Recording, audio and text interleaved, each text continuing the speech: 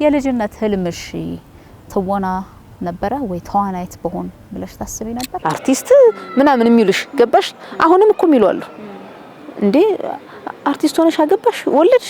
የፊት ገጽታሽ የሚቀየርበት መንገድ በጣም ነው የሚያስደንቀኝ። ደስ ምትል ባላገር በቃ ጸጉራን የተቆራረጠች የጆሮ ጌጧን ያደረገች ጽድት ያለች ሜካፕ የለም ምን የለም። ፊልሙ ወጥቶ የሰው ሪአክሽን አንቺ ጋር ሲደርስ እንዴት ነበር?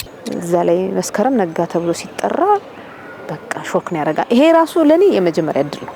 ምን ያህል ያግዛል ባንድ ሙያ ውስጥ ያለ ሰው የትዳር አጋር ሲሆን? ለኔ እድሌም ነው።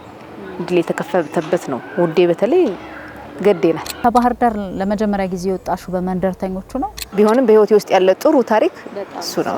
ተዋናይት መስከረም ነጋ ቦጋለ ነኝ። በፋና ፖድካስት እንግዳ ሆኛለሁ። ሐሙስ ዕለት እንግዲህ ጠብቁን፣ ተከታተሉ።